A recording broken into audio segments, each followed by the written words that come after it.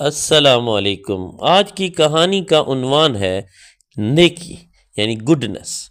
ایک دفعہ کا ذکر ہے کہ ایک بہت بڑی سلطنت کا ایک بادشاہ بہت زیادہ رحم دل، شفیق اور نفیس انسان تھا۔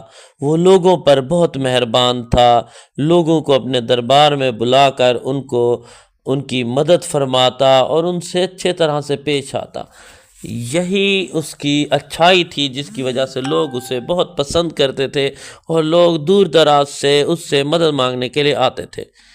ایک ایسا غریب شخص جو کہ اس بادشاہ سے ملنے کی خواہش رکھتا تھا، تو اس نے اپنی بیوی سے یہ خواہش ظاہر کی اور کہا کہ میں بادشاہ سے ملنا چاہتا ہوں، لیکن اس کے لیے کیا تحفہ لے کے جاؤں؟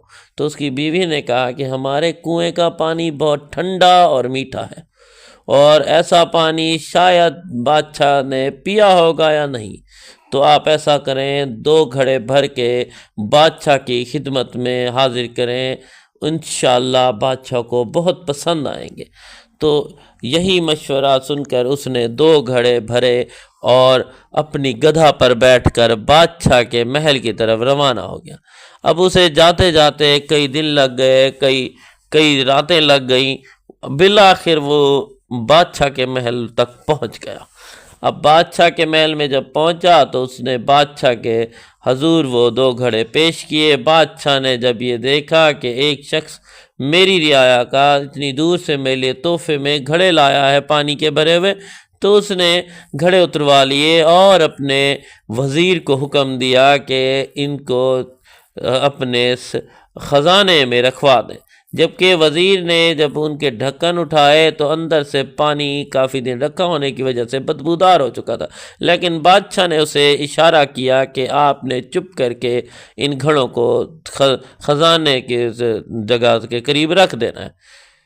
تو جب وہ شخص بادشاہ کے پاس آیا، بادشاہ اس سے بہت اچھا خوش ہوا اور اس کو ساتھ بٹھا لیا، اس سے خوش گپیاں کی۔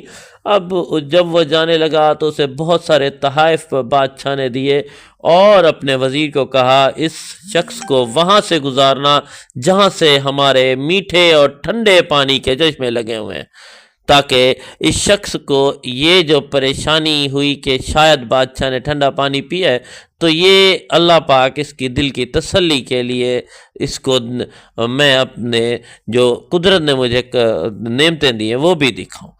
تو وزیر بادشاہ کے حکم کے مطابق وزیر نے اسے اسی راستے سے گزروایا جس راستے پر بادشاہ کے بہت ہی ٹھنڈے پانی کے چشمے لگے ہوئے تھے۔ تو جب وہ وہاں سے گزرا تو اس شخص کو یہ معلوم ہو گیا کہ میرا تحفہ تو بالکل حقیر تھا اور بادشاہ کی نیکی جو ہے اور اچھائی جو ہے وہ بہت زیادہ تھی۔ دوستو، آج کی کہانی کا اخلاقی سبق یہ ہے کہ جس طرح یہ کہانی میں بتایا گیا کہ اس نے اپنے گھڑے کا پانی سمجھا کہ بہت ہی اعلیٰ اور جبکہ وہ بادشاہ کے آگے حقیر تھا، اسی طرح ہماری عبادتیں، ہماری ریاستیں اور ہماری ساری جو عبادتیں ہیں وہ ساری کی ساری اللہ پاک کے سامنے ایک حقیر ہیں۔ ہماری ٹوٹی پھوٹی جو عبادتیں ہیں وہ اللہ پاک قبول فرماتے ہیں اور اللہ پاک ہم پر رحمتیں کرتے ہیں۔ یہ مالک کا کرم نوازی ہے۔